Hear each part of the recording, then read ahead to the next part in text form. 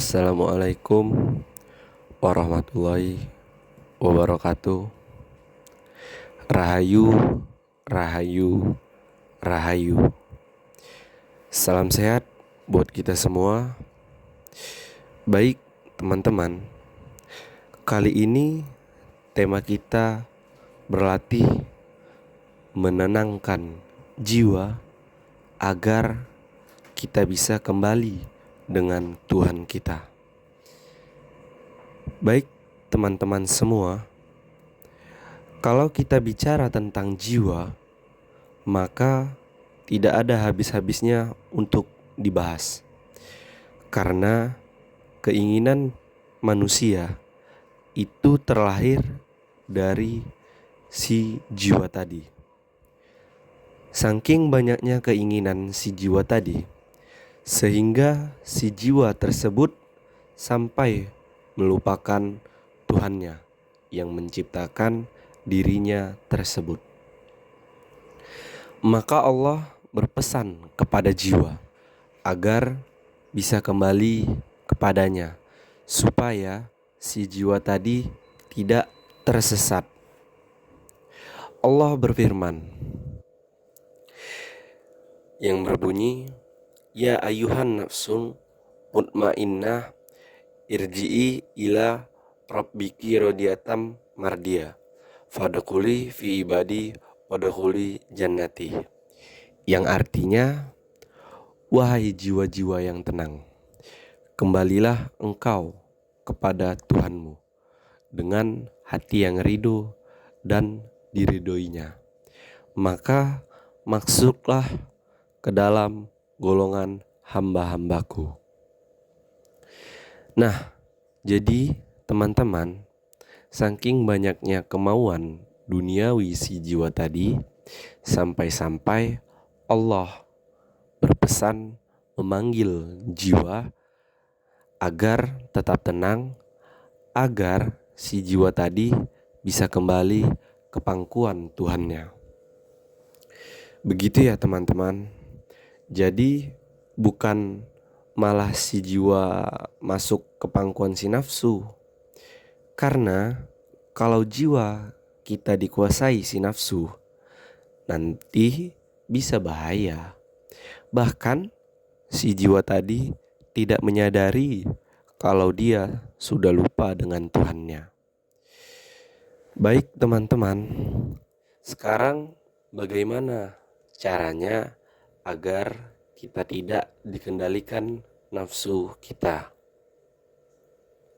Yang pertama, kurangi keinginan duniawi. Jangan terlalu memaksakan diri kita untuk dunia yang sesaat ini.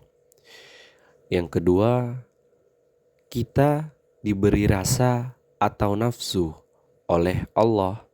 Sesungguhnya yang pertama kali harus kita rasakan hanya Allah itu sendiri. Jadi jangan yang lain yang kita rasakan ya teman-teman. Pertanyaannya, Kak, kita butuh makan, minum, harta, dan lain-lain. Itu gimana jadinya, Kak? Nah, jawabannya ya silahkan. Anda ingin makan, minum, punya harta. Tetapi di saat Anda makan, minum, rasakan kehadiran Tuhanmu dan bersyukur atas rezeki yang diberikan Tuhanmu. Itu saja yang Tuhan inginkan dari kita. Merasakan Tuhan dan selalu bersyukur atas nikmat yang diberikannya. Begitu ya teman-teman. Semoga bisa dipahami. Yang ketiga, lakukan syariat Islam dengan baik dan benar. Yang keempat, biasakan mengerjakan sesuatu dengan ikhlas tanpa ada paksaan lillahi ta'ala, karena Allah ta'ala. Nah, yang kelima, ini yang paling penting teman-teman. Coba Anda setiap hari, bahkan setiap menit, kalau bisa teman-teman berlatih terus dengan ikhlas untuk merasakan perjalanan nafas Anda. Pertanyaannya, mengapa harus nafas? Begini teman-teman, karena perjalanan kehidupan manusia sesungguhnya di perjalanan nafasnya itu sendiri. Jadi, kalau kita belum bisa merasakan perjalanan nafas, maka dipastikan kita selalu gelisah dan tidak tenang. Loh, kenapa begitu, Kak?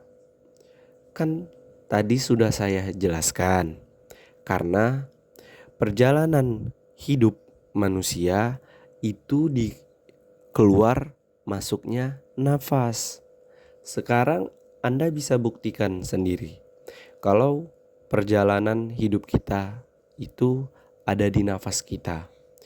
Silahkan Anda pencet hidung Anda dan tutup mulut Anda rapat-rapat. Pertanyaannya, apakah Anda bisa bernafas? Saya yakin Anda tidak bisa bernafas. Bahkan 5 atau sampai 10 menit kita tidak bernafas, kemungkinan besar kita akan mati. Logika apa tidak teman-teman yang saya sampaikan ini? Jadi, mengapa kita harus bisa setiap hari, bahkan setiap menit harus bisa merasakan nafas? Karena di nafas itulah manusia bisa menyatu dan merasakan Tuhannya dengan sesungguhnya. Disitulah perjalanan hidup manusia bersama Tuhannya. Semoga bisa dipahami ya teman-teman. Baik, kalau Anda masih ragu atau belum bisa memahami, saya akan buka satu ayat yang dijelaskan oleh Allah Subhanahu wa Ta'ala.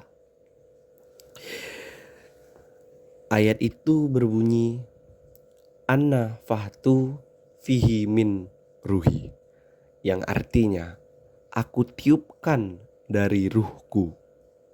Nah, kalau kita mengacu dari ayat yang baru saja kita sebut bahwasannya Allah itu meniupkan ruhnya, mohon difahami kata kalimat meniup ya teman-teman.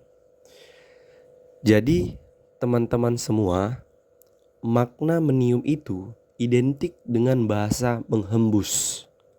Nah, kalau kita bicara meniup dan menghembus, itu berarti kaitannya dengan udara atau oksigen. Itulah yang disebut dengan nafas. Jadi Allah tidak menyebut aku dorongkan ruhku atau aku masukkan ruhku. Tidak begitu teman-teman. Karena kata kalimat masukkan atau dorongkan itu identik dengan menggunakan tangan. Begitu ya teman-teman. Semoga bisa dipahami. Jadi pesan saya kepada teman-teman semua, coba Anda setiap saat berlatih fokus di keluar masuknya nafas Anda. Kemudian rasakan di diri Anda bahwasannya yang ada di diri Anda sesungguhnya hanya Allah. Jadi saudara-saudaraku semuanya, sesungguhnya jasad kita ini hanya sebagai wadah dari Tuhan itu sendiri.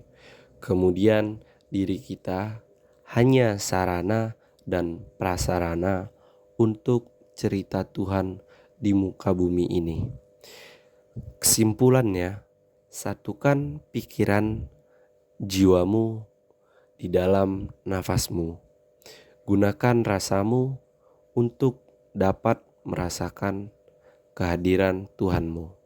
Kalau kita sudah bisa merasakan kehadiran Tuhan di dalam nafas kita, maka dengan sendirinya kita akan menyadari sesungguhnya kita ini tidak ada. Berarti yang ada hanya Allah semata. Makanya ada perkataan wadahula syarikala, yang artinya aku jangan engkau duakan. Secara hakikatnya, wadahula syarikalah ialah tempatku, jangan kau duakan. Jadi tubuh kita ini tempatnya Allah. Jangan dicampur adukkan sama yang lain ya teman-teman. Biar Allah yang mengatur hidup kita. Mungkin itu saja dulu saudaraku semua. Semoga bermanfaat. Lebih kurangnya saya mohon maaf dan saya juga mohon ampun kepada Allah, Zat yang meliputi seru sekalian alam. Sampai jumpa di konten-konten kami yang menarik berikutnya. Jangan lupa like, komen, subscribe agar tidak ketinggalan di konten kami yang lainnya. Assalamualaikum warahmatullahi wabarakatuh. Rahayu, rahayu, rahayu. Salam sehat buat kita semua.